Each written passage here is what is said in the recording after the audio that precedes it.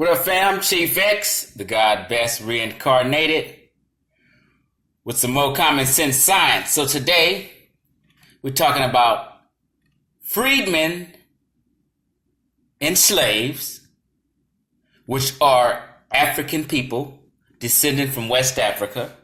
So when you hear the word freemen, those are just free Africans that were in America, who also came by boat through the slave trade and got free, and kidnapped people who were turned into slaves. So freedmen and slaves are African people who descend from Africa.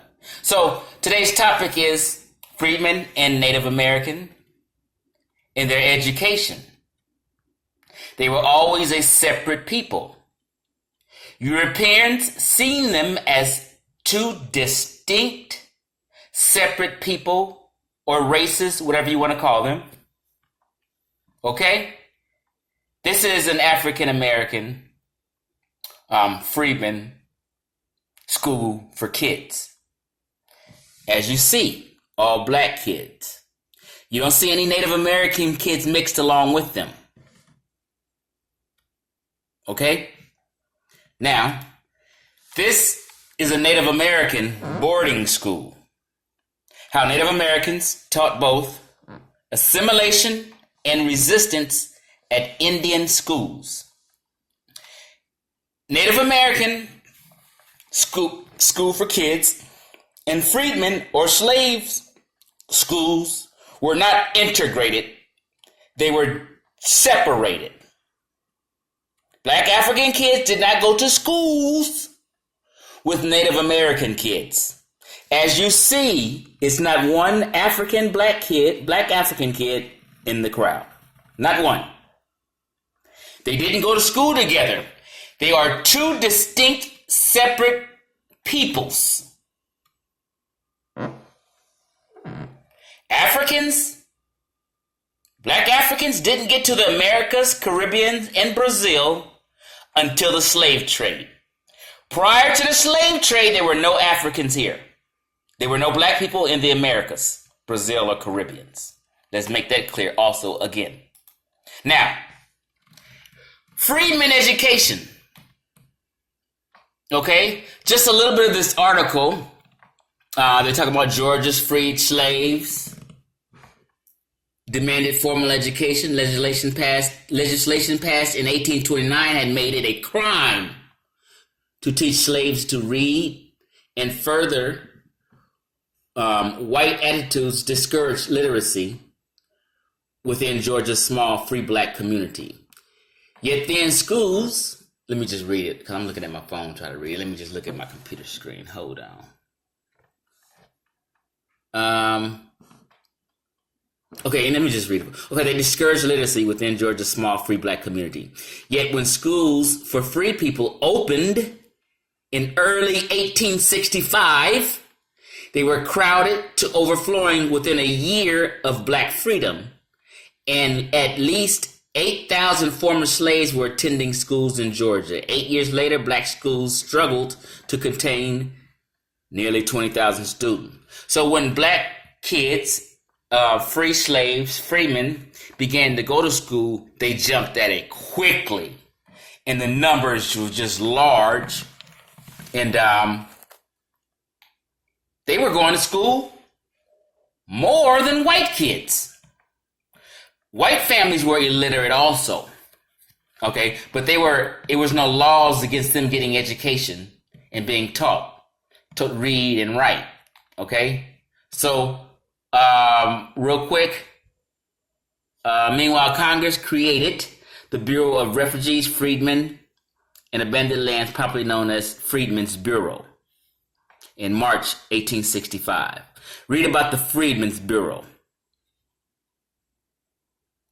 Okay, and they hired black and white teachers, black women mostly who were secretly educated. When schools started, they became the teachers. Let me see.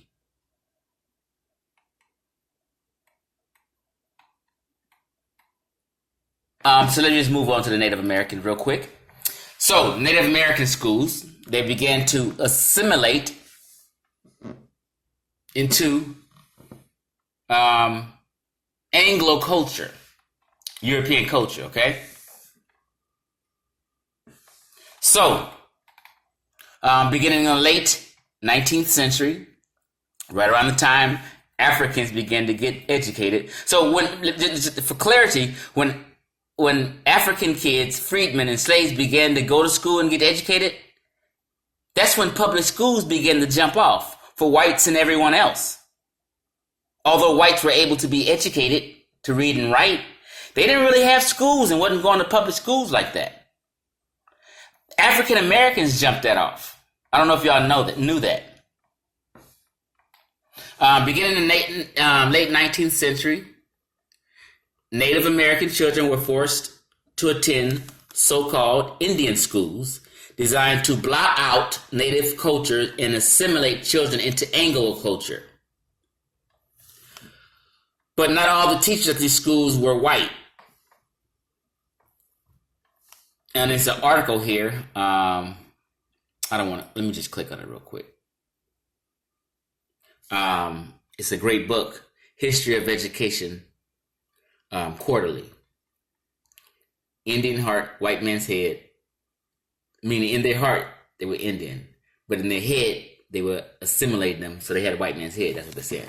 Native American teachers in Indian schools, 1880 to 1930. Okay, so let's go back real quick. Indian school educators were painted as turncoats by Native families and seen inferior by white people. Here we go again. Indian boarding schools. Native Americans and Africans or freedmen did not go to school together. They were two distinct, separate people. Europeans seen them as separate people. African Americans listening to this video, you weren't on these lands prior to the slave trade. They knew exactly who the African was and exactly who the Native American was. The Native Americans had East Asian DNA. But just trip on this, right? Let me just show you guys how they assimilated. Okay, now sometimes you'll see the meme with this person, but it's actually this person. Okay, it's not a black person. People have been bullshitting you, and this meme been floating around, but it's a Native American man. He even looks it. He just has a dark tone because of the camera they used. And this is after they cleaned him up, cut his hair, and Europeanized him. These are before and after photos. Kill the Indian, save the man was a famous quote. Okay? Just so you know, so people won't be tripping, the dramatic difference in very dark to much lighter skin tones was probably achieved in the earlier portrait by placing a green filter over the lens during exposure. This would have darkened his natural skin tone as seen in the earlier photo. Okay, just explanations so you guys will. This is before, as Native Americans in their culture, you won't see no African people or black Africans or African Americans in no garb like this because this wasn't the way they dressed. Okay? And this is after they attended the boarding school. Got the haircut and put European clothing on. This is a Native American woman. Right?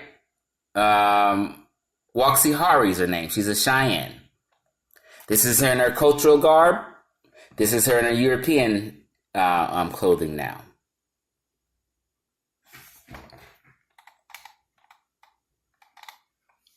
Before and after. They cut their hair and put them in the European clothing, and they no longer wore them. Okay? I'm going to share these links that I'm showing you because they're very informative. And I just got on this mission because I was thinking about schools, and I wondered did Native American kids and African kids go to school together, and no, they didn't. They were two distinctly separate people. Okay, now, real quick. And they show you that they had some drawings. They're all black African kids. Schools for free people.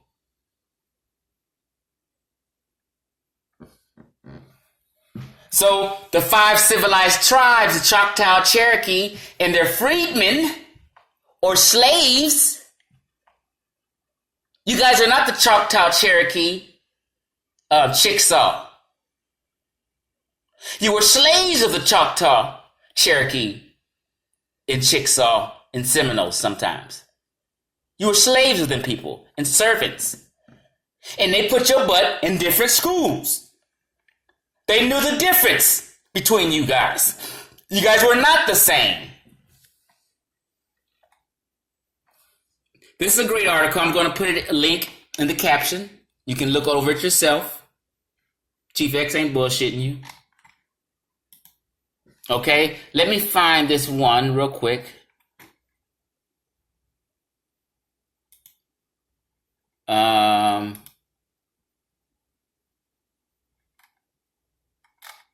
Freedman Schools, Antebellum South. Is this the one?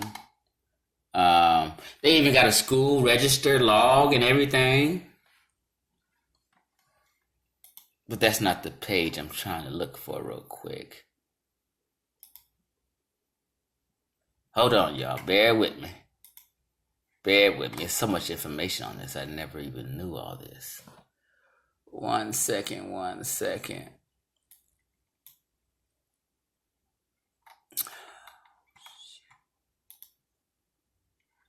Is this it? This is another article. I'll add this also. But that's all I wanted to share, really. Just to show you that there's a difference, okay? They didn't go to school together. Oh, hold on. Let me just play this little clip. But formal education with Europeans meant taking young pupils and placing them in a location where they would be expected to learn a new language, learn new ways, especially learning how to read. And mixed with that education would be religion and the idea that the religion of Indian people, the ways of Indian people were somehow backward, un-Christian, uncivilized, and that meaning the Europeans would want to change that which was native. There was a major difference in trying to take children away from their communities and their families and put them in a new setting where they could change that child.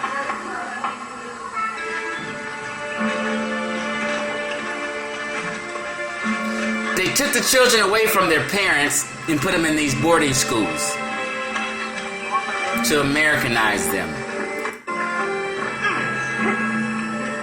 Things that Pratt did as soon as he became the superintendent of that school was to transform it into a prison-like setting with very large fences. There was a guardhouse, there was a jail there to place the children. There were dormitories that were set up very military-like. In fact, the whole atmosphere was much that of a prison, the prison that he had known before as a warden. And he began his control. As he had tried to control the American Indian prisoners of war, he tried to control the Indian children at the Carlisle Indian Industrial School. When children arrived at the Carlisle Indian School, especially the very first groups to come who came directly from their traditional communities and who had not had previous schooling experiences, their hair was cut short, and they were put into uniform and organized into military regiments or battalions, and they went through the process of acculturation in a way that stripped them of everything native. They lost their native names, they lost their languages, their clothes were taken away from them, all the medicine that they had brought with them, the foods that they had brought with them, that was put aside as inferior and not to be used at the school. And it wasn't just that they removed those things, but those things were actually burned as sort of a public spectacle, sort of a burning away of their old way of life.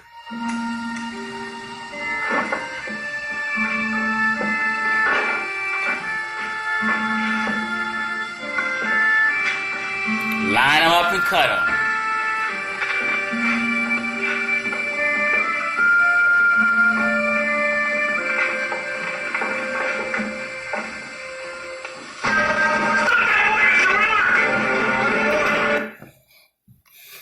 Gets deep.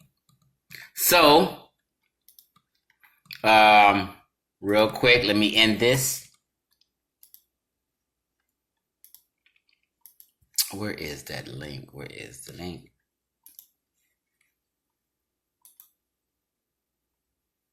One second, y'all. Bear with me. Let me just put this down for a second. Just watch this, family. Watch this.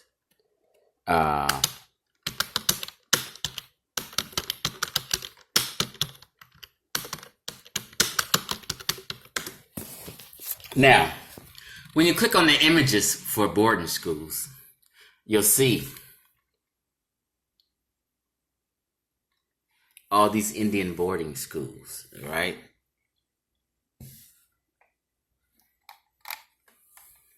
And none contain Black Africans amongst them.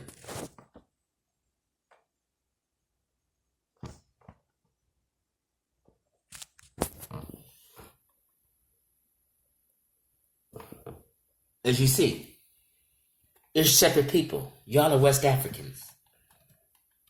Okay?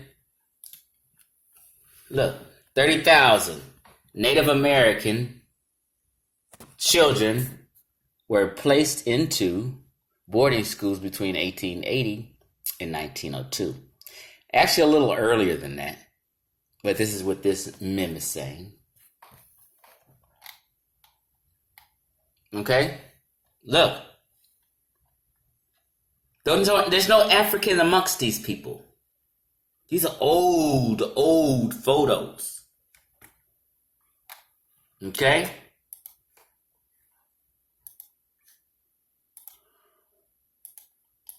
So, I pretty much ended here. And thanks for your time. Chief X, I'm out.